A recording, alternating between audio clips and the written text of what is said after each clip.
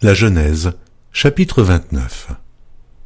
Jacob se mit en marche et s'en alla au pays des fils de l'Orient. Il regarda, et voici, il y avait un puits dans les champs. Et voici, il y avait à côté 3 troupeaux de brebis qui se reposaient. Car c'était à ce puits qu'on abreuvait les troupeaux. Et la pierre sur l'ouverture du puits était grande. Tous les troupeaux se rassemblaient là. On roulait la pierre de dessus l'ouverture du puits, on abreuvait les troupeaux, et l'on remettait la pierre à sa place sur l'ouverture du puits. Jacob dit aux bergers, « Mes frères, d'où êtes-vous » Ils répondirent, « Nous sommes de Charan. » Il leur dit, « Connaissez-vous Laban, fils de Nachor » Et il leur dit, « Est-il en bonne santé » Ils répondirent, « Il est en bonne santé, voici Rachel, sa fille, qui vient avec le troupeau. » Il dit, « Voici, il est encore grand jour, et il n'est pas temps de rassembler les troupeaux, abreuvez les brebis, puis allez et faites-les paître. » Ils répondirent, « Nous ne le pouvons pas, jusqu'à ce que tous les troupeaux soient rassemblés.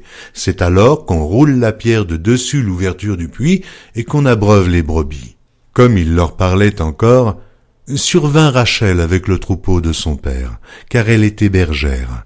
Lorsque Jacob vit Rachel, fille de Laban, frère de sa mère, et le troupeau de Laban, frère de sa mère, il s'approcha, roula la pierre de dessus l'ouverture du puits, et abreuva le troupeau de Laban, frère de sa mère. Et Jacob baisa Rachel, il éleva la voix, et pleura. Jacob apprit à Rachel qu'il était parent de son père, qu'il était fils de Rebecca, et elle courut l'annoncer à son père.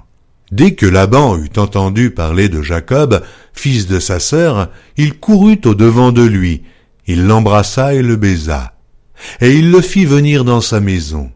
Jacob raconta à Laban toutes ces choses. Et Laban lui dit, « Certainement, tu es mon os et ma chair. » Jacob demeura 1 mois chez Laban. Puis Laban dit à Jacob, « Parce que tu es mon parent, me serviras-tu pour rien ? Dis-moi quel sera ton salaire. » Or Laban avait 2 filles. L'aînée s'appelait Léa et la cadette Rachel.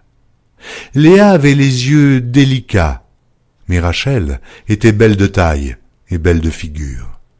Jacob aimait Rachel et il dit, « Je te servirai 7 ans pour Rachel, ta fille cadette. » Et Laban dit, « J'aime mieux te la donner que de la donner à un autre homme. Reste chez moi. » Ainsi Jacob servit 7 années pour Rachel, et elles furent à ses yeux comme quelques jours parce qu'il l'aimait. Ensuite Jacob dit à Laban, « Donne-moi ma femme, car mon temps est accompli, et j'irai vers elle. » Laban réunit tous les gens du lieu et fit un festin. Le soir il prit Léa, sa fille, et l'amena vers Jacob, qui s'approcha d'elle. Et Laban donna pour servante à Léa sa fille, Zilpa, sa servante. Le lendemain matin, voilà que c'était Léa. Alors Jacob dit à Laban, « Qu'est-ce que tu m'as fait? N'est-ce pas pour Rachel que j'ai servi chez toi? Pourquoi m'as-tu trompé ?»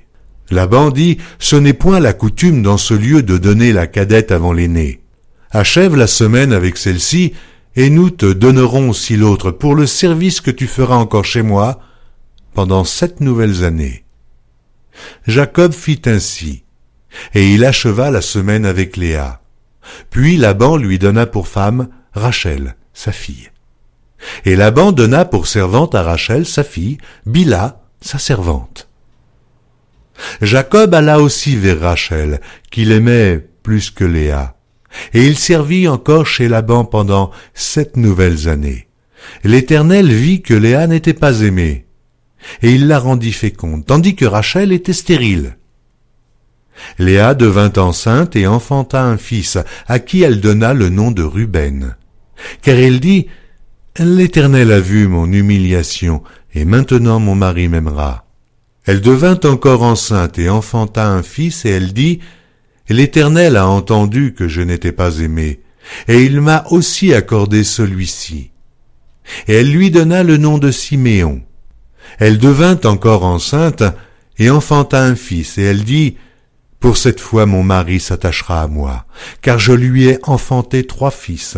C'est pourquoi on lui donna le nom de Lévi. » Elle devint encore enceinte et enfanta un fils, et elle dit, « Cette fois je louerai l'Éternel. » C'est pourquoi elle lui donna le nom de Juda, et elle cessa d'enfanter.